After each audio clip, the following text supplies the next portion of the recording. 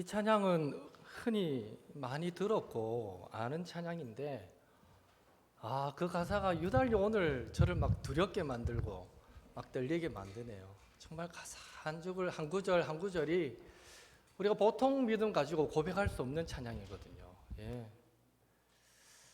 지금도 막 떨립니다. 이상하게 오늘 가사가 저한테 많이 와닿는데 하여튼 저와 여러분도 십자가 사랑 받은 그 사랑 기억하고 우리 의지로는 도무지 불가능할 것 같지만 나를 보내주어 그곳이 어딜지라도 순종하게 하시옵소서. 늘 저와 여러분의 고백이 되었으면 좋겠습니다.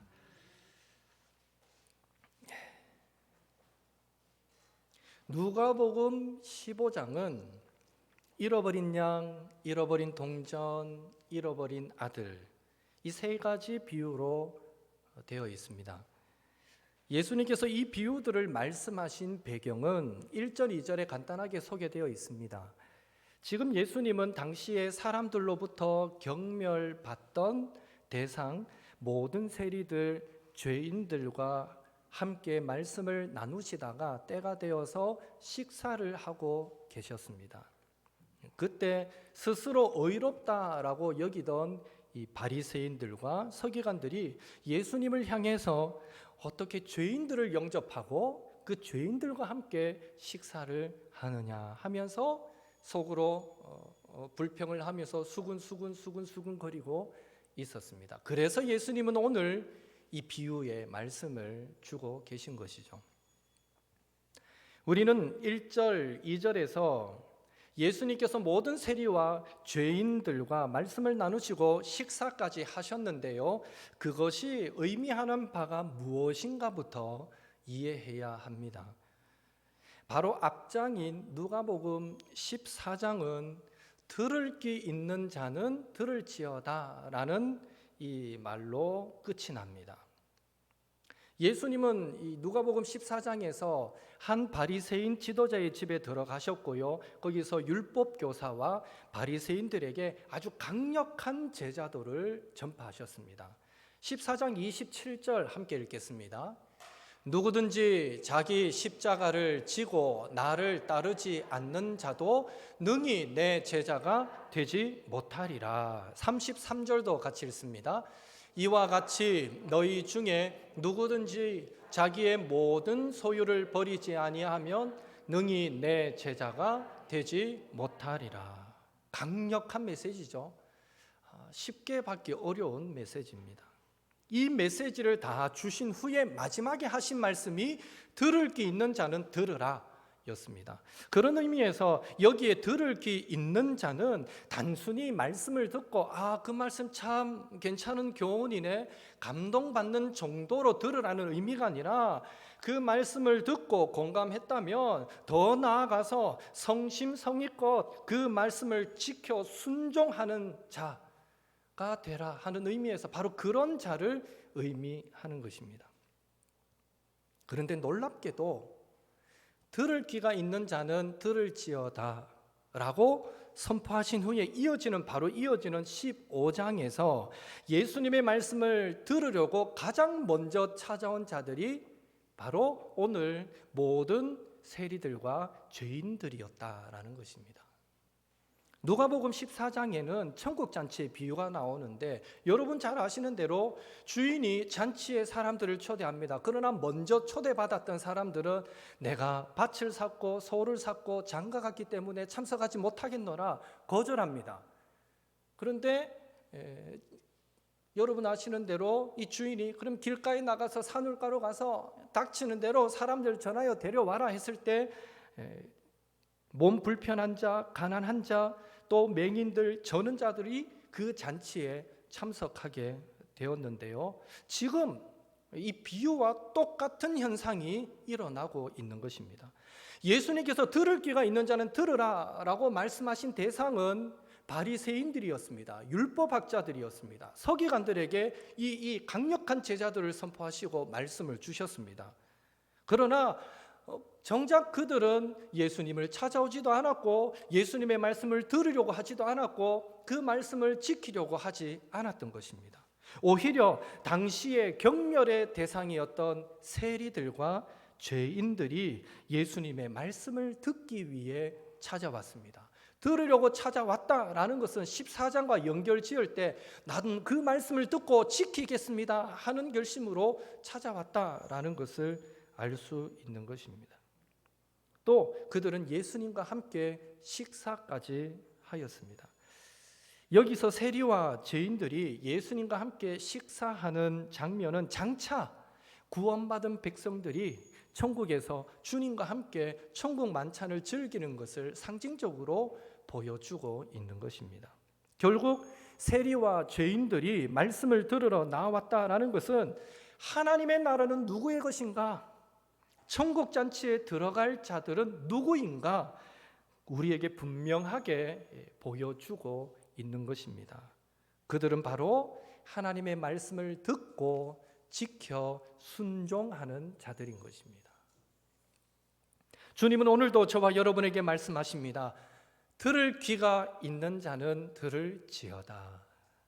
하나님 나라는 침노하는 자들이 빼앗는다라고 예수님께서 말씀해 주셨는데요, 저와 여러분도 늘 말씀을 가까이 하시고 또 말씀을 잘 듣고 지켜 순종하여서 천국을, 하나님 나라를 침노하시는, 빼앗으시는, 소유하시는 옥토의 성도님들 되시기를 예수님의 이름으로 축복합니다. 이렇듯 예수님과 모든 세리와 죄인들이 함께 말씀도 나누고 식사도 하면서 잠시나마 천국을 경험하고 있을 때 바리새인과 서기관들은 예수님께서 죄인을 영접하고 죄인과 함께 식사한다고 수군거렸습니다. 사실 바리새인과 서기관들이 봤을 때 예수님께서 세리와 죄인들과 함께 식사하시는 모습은 그 행동은 가히 파격적이었다라고 말할 수 있을 것입니다. 여러분 잘 아시는 대로 바리새인은 누구입니까? 그들은 당시에 유대교를 대표하던 종교 지도자들입니다. 그들은 일주일에 한 번씩 안식일을 지켰고요, 또 율법에 철저히 순종하였습니다. 그래서 11조도 잘 내었습니다. 종교적인 관습에 따라 불쌍한 사람들을 구제하던 사람이었습니다. 물론 그들은 관습에 따라 구제했지 예수님은 그들의 구제를 사실은 비판했습니다. 보이기 위한 구제였다고. 예수님이 비판했던 그 구절은 이런 표현을 쓰셨죠. 너희들은 시장거리 길가에 가서 구제할 때에 나팔을 불고 사람들을 불러 모으고, 그래서 많은 사람들이 보는 앞에서 내가 이렇게 구제를 행한다라고 그렇게 자랑하듯 너희들은 구제하였다 해서 그렇게 한번 바리새인들을 꼬집은 적이 있으셨는데, 이유에 어찌 되었든지 간에 바리새인들은요, 그래도 성경을 보니까, 율법에 보니까 가난한 자들을 도와야 된다 하더라. 그러니까 그들은 그 율법을 지키기 위해서 시장에 가서 나팔 소리를 울리면서 와라, 오면 돈 줄게 해서 구제하는 일들을 행했는데, 예수님께서 보실 때는 그건 다 형식적이었다는 거죠. 그거는 외식에 가까운 행위였다라는 것입니다. 그것도 부족해서 이 바리새인들은요, 장로들의 전통까지 지켰던 사람입니다. 율법에 없는 내용들, 율법을 지키려고 하다 보니까 병행해서 이렇게도 해야 되겠네라는 것이 생기잖아요. 그런 것들을 하나 둘 적기 시작했는데 그게 다 장로들의 전통이에요. 그 장로들의 전통은 율법의 가르침보다 몇 배로 더 많습니다. 그런데 이 바리새인들은요, 그 전통들까지 다 기억하면서 하나하나 지켰던 자들입니다. 한마디로 종교적인 형식에 있어서는요, 하나도 나무랄 데가 없다 할 만큼 철저했던 사람이 바리새인입니다. 그러나 그들이 죄인과 함께하는 예수님을 비난하는 장면을 우리가 접하면서 그들은 이미 기독교의 가장 중요한 내용을 상실하고 있다라는 사실을 우리는 깨닫게 됩니다. 하나님은 한 영혼이라도 잃기를 원하지 않습니다. 예수님도 잃어버린 그 영혼들을 찾아 이 땅에 오셨습니다. 이런 하나님의 관심, 의도를 따라서 잃어버린 영혼을 찾아 그들을 구원하고 잘 양육하여서 그들 또한 하나님의 기대와 관심을 알고 하나님의 뜻을 따라 잃어버린 영혼을 찾음으로 하나님을 기쁘시게 하는 것, 그것이 바로 우리 기독교인 것입니다. 그런데 바리새인들은요, 신앙의 형식에 몰두하다 보니 어느 순간 하나님의 관심, 하나님의 의도에서 벗어나기 시작했습니다. 기독교의 본질을 조금씩 왜곡시켜 가기 시작했다라는 것이죠. 그래서 그들은 누가복음 18장 11절 12절에서 심지어 이렇게까지 기도합니다. 하나님, 나는 일주일에 한 번 예배할 뿐 아니라 2번 금식하기까지 합니다. 하나님, 다른 사람들은 온전한 11조를 하지 않는데 나는 온전한 11조를 드립니다. 하나님, 나는 남의 것을 강제로 빼앗은 적이 없고 불의를 저지르지 않았으며 간음하는 저들과 같지 않습니다. 나는 이 시대의 많은 사람들과 근본적으로 다른 사람입니다. 어째 기도하는 게 상당히 교만하지 않습니까? 그들은 스스로 교만해져서 나는 하나님의 사람이다, 나는 하나님의 말씀대로 사는 사람이다 라고 생각하고는 자신과 비슷한 사람, 또 비슷하지 않는 사람, 자신과 함께 할 수 있는 사람, 함께 하지 못할 사람, 이렇게 어느 순간 그들은 사람을 구분짓기 시작하였던 것입니다. 그렇게 바리새인들은 율법의 가장 중요한 내용, 잃어버린 영혼을 향한 하나님의 관심과 애정을 상실하고 말았던 것이죠. 그러니 바리새인들은 자신들이 함께하지 못할 사람으로 분류해 버렸던 세리와 죄인들, 그들이 예수님과 함께 식사하는 것을 보았으니 예수님을 향해 수군수군 할 수밖에 없었던 것입니다. 영국 런던을 방문하는 사람들이 꼭 찾게 되는 곳이 웨스트민스터 사원이라고 합니다. 언젠가 많은 방문객들이 그곳을 찾았다가 생기게 된 흥미로운 일화가 전해옵니다. 방문객들이 그 유명한 웨스트민스터 사원을 방문했을 때 안내원이 아주 친절하게 그들을 설명해 줍니다. 해설해 줍니다. 그 사원의 역사가 어떠한지, 또 그 역사와 함께 사원 안에 있는 무덤에 묻혀 있는 지나간 세기의 찬란한 영웅들의 삶을 설명합니다. 또 현재 그 교회가 어떤 프로그램을 어떻게 운영하고 있는가도 장황하게 설명해 줍니다. 이런 모든 설명이 끝나자 방문객 중에 한 사람이 질문을 하게 됩니다. 선생님, 이 웨스트민스터 사원에 대해서 아주 자세하게 잘 설명해 주신 것을 감사합니다. 그런데 제가 궁금한 것이 하나가 있는데, 이 멋진 교회를 통해서 최근에 몇 사람이나 구원을 받았습니까? 뜻밖의 질문에 당황한 안내자는 어떤 대답도 할 수 없었다라는 일화입니다. 아무리 역사와 전통이 있는 교회라 하더라도, 아무리 훌륭한 신학자, 목회자가 거쳐갔고 교리적인 발전이 이루어진 곳이고 그래서 많은 사람들이 찾는 곳이 되었다 하더라도 지금 그 교회가 잃어버린 영혼들을 구원하지 못한다면 그것은 본질에서 벗어난 것이요, 하나님 앞에 있으나 마나한 아무런 의미 없는 것에 지나지 않는 것입니다. 저와 여러분도 자칫 잘못하면 바리새인들처럼 구분짓는 자들이 될 수 있습니다. 우리도 자칫 잘못하면 본질에서 벗어난 자들이 될 수 있는 것입니다. 내 손에 돈이 들어올 때 우리는 사람들을 가진 자와 가지지 못한 자로 구분하기 시작합니다. 내게 어떤 지식이 축적되어지면 우리는 사람들을 지식이 있는 자와 없는 자로 구분하기 시작합니다. 내게 명예와 권력이 주어지면 우리는 사람들을 상류층과 하류층으로 자연스럽게 구분짓기 시작한다는 것입니다. 그러나 성경은요, 사람을 그렇게 나누지 않습니다. 성경은 사람을 두 가지 형식으로만 나누고 있습니다. 하나님을 아는 사람과 하나님을 알지 못하는 사람. 하나님을 발견한 사람과 아직도 잃어버린 자리에 그대로 놓여 있는 사람, 그리고 그 잃어버린 사람을 향한 하나님의 관심과 애정이 오늘 저와 여러분을 통해서 나타나기를 하나님은 원하시는 것입니다. 그래서 예수님은 오늘 잃어버린 양, 잃어버린 동전, 잃어버린 아들의 비유를 우리에게 말씀해 주고 계시죠. 이제 잃어버린 양의 비유를 살펴보겠습니다. 한 목자에게 양 100마리의 양이 있었는데 그중 한 마리의 양이 길을 잃어버렸습니다. 우리는 이 양의 특성을 이해할 필요가 있는데 양은 방향 감각이 무딘 동물이라고 합니다. 그래서 좋은 풀을 쫓아서 이래 가다가 어느 순간 딱 돌아보면 여기가 어디지? 다시 왔던 길을 돌아갈 수 없는 짐승이 양이랍니다. 좀 웬만한 감각이 있는 동물들은 돌아가잖아요. 집도 찾아가고. 그러나 양은 스스로 그럴 수 없는 짐승이다. 둘째로 양은 자구책이 없는 동물입니다.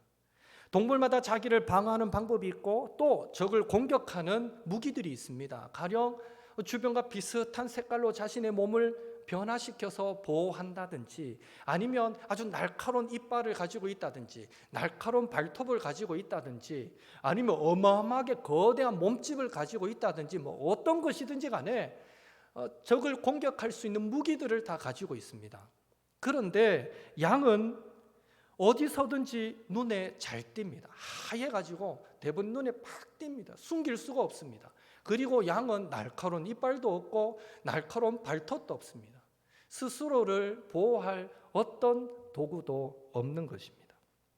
이런 양의 특징을 잘 이해했던 이사야 선지자는 우리 인간을 바로 이런 양에 비유하였던 것입니다. 이사야 53장 6절에 이런 말씀이 나옵니다. 우리는 다 양 같아서 그릇 행하여 각기 제 길로 갔거늘. 각기 제 길로 갔거늘. 어떻다는 거예요? 그래 가서 못 돌아왔다는 거예요. 양처럼 각기 제 길로 갔거늘. 한 주간을 살면서 세상 속에서 우리 곁을 스쳐 지나가는 수많은 사람들, 내가 만나는 수많은 사람들, 그들을 한번 저와 여러분이 하나님의 관점으로 바라보시기 바랍니다. 영원이라는 관점에서 보면 그들 중 상당수는 자기가 지금 어디를 향해서 가고 있는지 알지도 모른 채 달려가고 있습니다.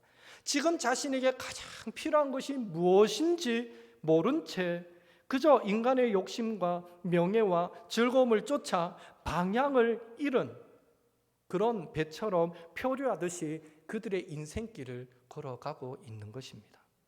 그러면서 그들은요, 난 잘 살고 있어 라고 생각하면서도 한 번씩 인생에 있어 무언가 문득 내가 중요한 무언가를 놓치고 사는 것은 아닌가, 내가 무언가를 잃어버린 것은 아닌가, 그런 인생의 공허함도 느끼며 살아가는 것입니다. 그래서 오늘 성도인 우리들에게 필요한 것이 무엇인지 아십니까? 하나님께서 우리에게 요구하는 것이 무엇인지 아십니까? 바로 목자의 관점, 하나님의 관점을 갖기를 원하시는 것이죠. 오늘 본문에 소개된 목자는 어떤 사람입니까? 우리는 본문에서 한 마리 잃어버린 양을 찾아내기까지 포기하지 않는 목자의 모습을 봅니다. 주목할 사실은 이 목자는요, 99마리 이 양을 그냥 내버려 두고 이 많은 위험을 한 마리 양 때문에 감수하고 있다라는 것입니다. 세상 관점, 경제적인 관점으로 봤을 때 이것은 사실 미친 짓입니다. 그깟 한 마리 양 때문에 찾아내기까지 헤매는 그 고생을 했느냐라고 세상은 손가락질할 수 있습니다. 더 황당한 것은 그 한 마리 양을 찾아놓고 너무너무 기뻐서 잔치까지 벌렸으니 세상 사람들의 눈에는요, 배보다 배꼽이 큰 그런 어처구니 없는 일처럼 보여질 수도 있다라는 것입니다. 그렇다면 도대체 목자는 99마리의 양이 있으면서 왜 그 잃어버린 한 마리 양에게 이런 많은 애착과 관심을 보인 것일까요? 그 이유를 우리는요, 잃어버린 동전의 비유를 통해서 구체적으로 알 수 있습니다. 잃어버린 동전의 비유의 내용은 어떤 여자가 10드라크마가 있었는데 그 중에 하나를 잃어버렸어요. 그래서 그것을 찾기까지 온 방에 불을 켜고 쓸고 닦고 뒤지고, 그래서 찾기까지 찾았다 하는 것이 10드라크마, 잃어버린 한 드라크마의 비유입니다. 이 여자가 잃어버린 한 드라크마를 그토록 열심히 찾았던 이유가 무엇일까요? 남들에게 잃어버린 한 드라크마는 고작 해봐야 하루 품삯 정도 되는 별것 아닌 돈처럼 여겨질지 모르겠지만, 이 여인에게는 사랑하는 사람으로부터 사랑의 증표로 받은 결혼 예물이라는 상징적인 의미가 있기 때문입니다. 당시에 결혼의 증표로 10드라크마를 묶어서 목걸이처럼 그렇게 주었다고 합니다.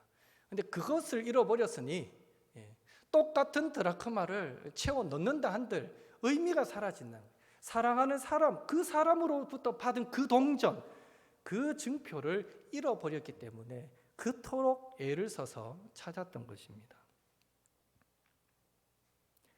한 마리 잃어버린 양도 마찬가지입니다. 여러분, 팔레스틴에서 이스라엘 목자들은 종종 양의 이름을 불러서 사용했다라는 것을 아시는지요?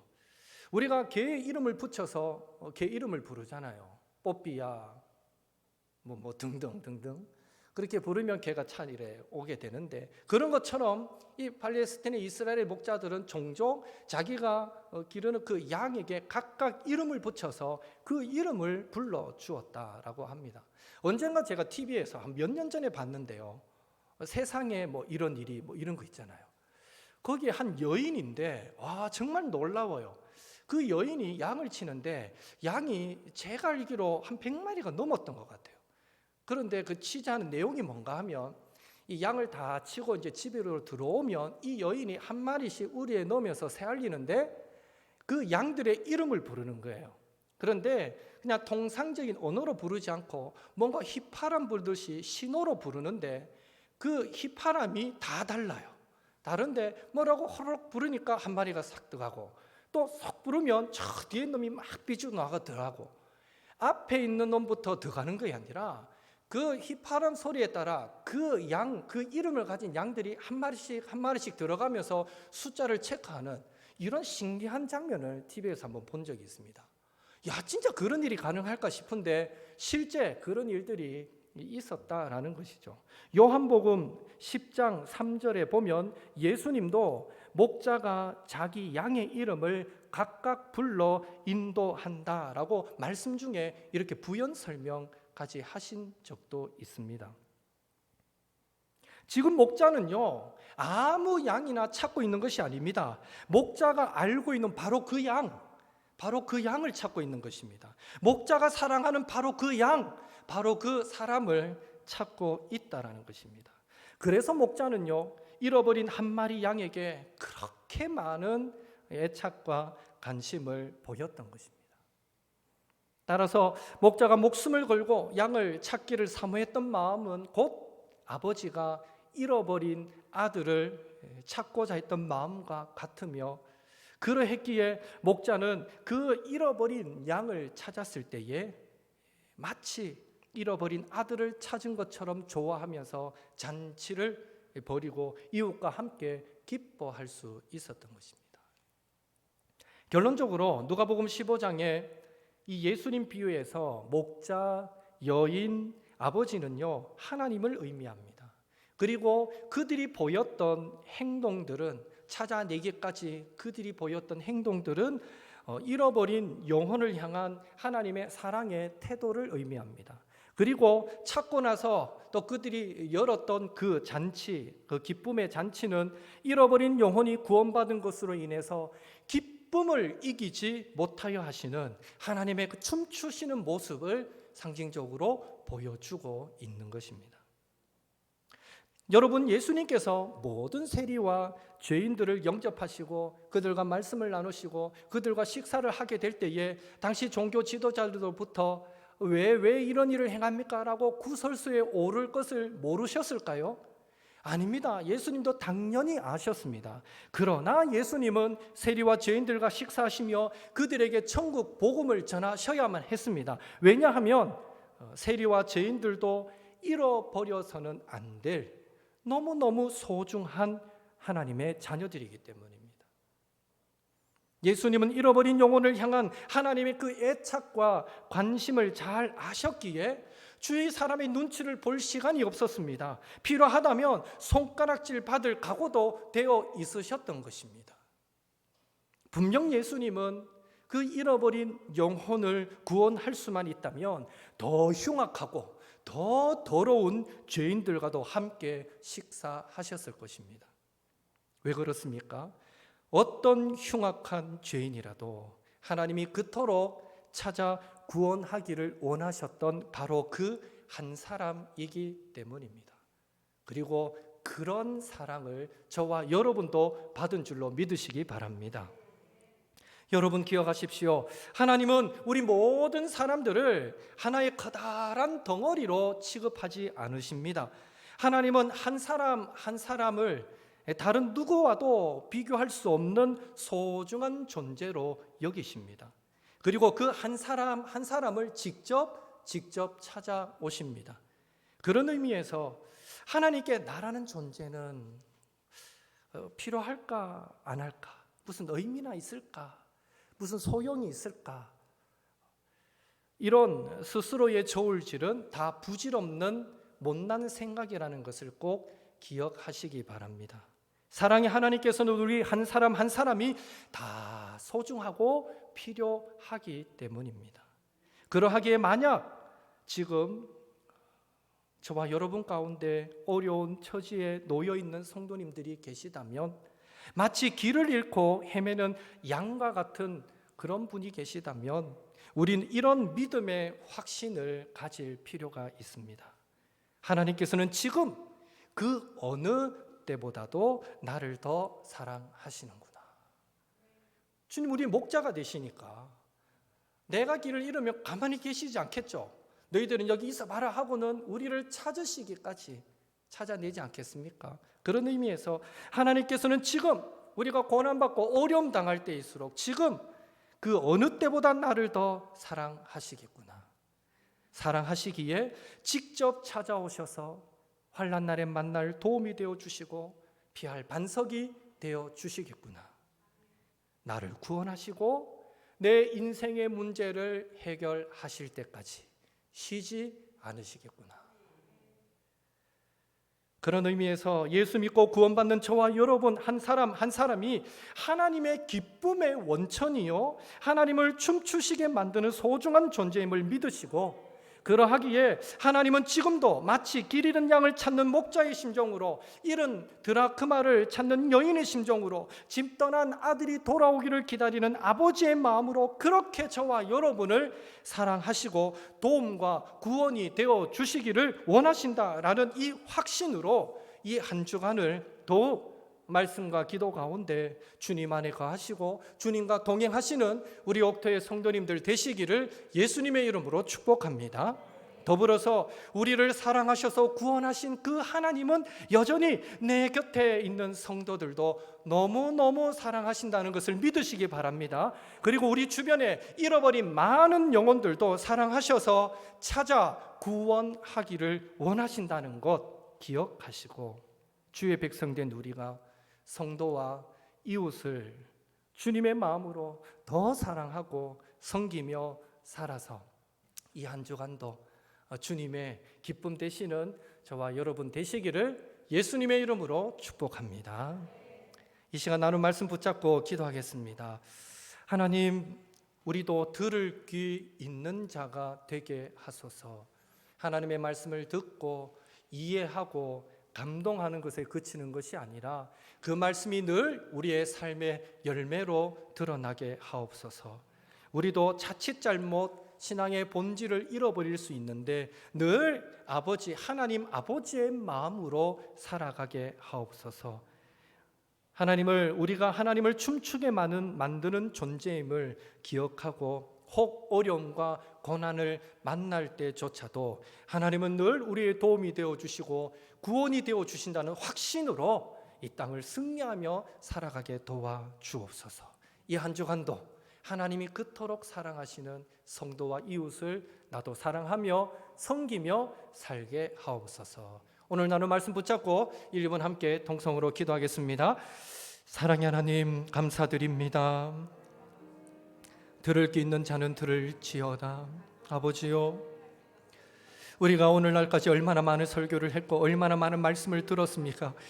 아버지요, 이제는 어느 정도의 말씀을 들었기 때문에 하나님의 말씀에 대한 이해도 있고, 아버지요, 어느 정도 그 말씀이 주는 의미도 깨닫습니다. 그러나 주여, 정작 하나님이 우리에게 요구하시는 것은 그 말씀 앞에 감동받는 선에서 그치는 것이 아니라 이제는 그 받은 말씀이 삶의 열매로 들어가는 삶일진데, 주여, 우리는 얼마나 아버지 들을 귀가 있는 자가 되어서 말씀을 들을 때마다 그것이 삶의 열매로 드러나는 그런 성도의 삶을 살고 있습니까? 주여, 간절히 소망합니다. 자칫 잘못 우리도 아버지 형식에 그칠 수 있는 신앙인이 될 수 있다는 두렵고 떨리는 마음을 가지게 도와주시고, 이 시간 다시 한 번 더 구합니다. 하나님, 믿음의 본질, 신앙의 본질을 놓치지 않는, 잃어버리지 않는 저희들 되게 도와주시고, 늘 하나님의 말씀이 우리에게 무엇을 말씀하시는가를 깨닫고 하나님 아버지의 마음으로 순종하며 열매 맺며 살아가는 저희들 모두가 되도록 주여 도와주시옵소서. 특별히 이 한 주간을 살아갈 때에 하나님, 우리에게 혹 어려움이 있습니까? 고난이 다가옵니까? 아버지, 그러한 순간에서조차도 우리가 하나님 앞에 어떤 존재인가를 기억하고, 하나님은 우리가 하나님을 춤추게 만들 아버지 존귀한 존재임을 기억하고,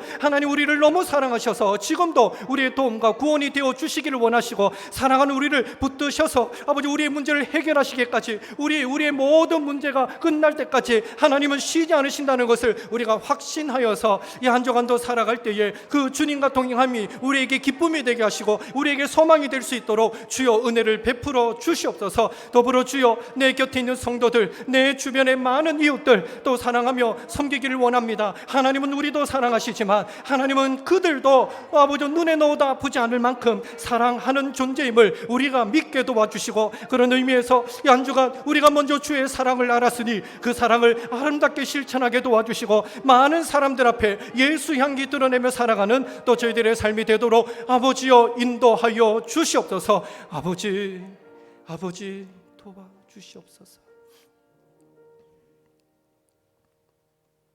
들을 귀 있는 자는 들을지어다.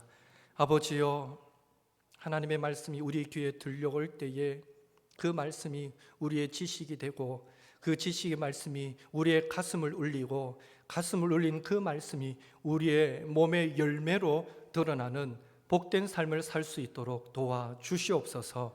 특별히 우리는 하나님의 눈에 넣어도 아프지 않을, 하나님을 춤추시게 만들 만한 그런 존재들임을 잊지 않게 도와주시고, 그런 의미에서 혹 어려움을 만날 때에, 혹 근심된 일들을 만날 때에 그것 때문에 절망하지 않게 하시고, 하나님이 나를 이토록 사랑하시기에 내가 어려움 당한다면 목자가 되어주셔서 양을 찾듯이 내 그 문제가 해결되기까지 하나님도 쉬지 않고 일하실 것이라는 분명한 확신을 우리가 소유하게 도와주셔서, 살아가는 그 삶의 모든 순간에 주님의 그 동행하심을 믿고 확신하면서 승리하며 살아가는 또 저희들 되게 도와주옵소서. 그 예수님의 마음으로 또 이웃도 사랑하고 성도들도 사랑하는 저희들 되게 도와주옵소서.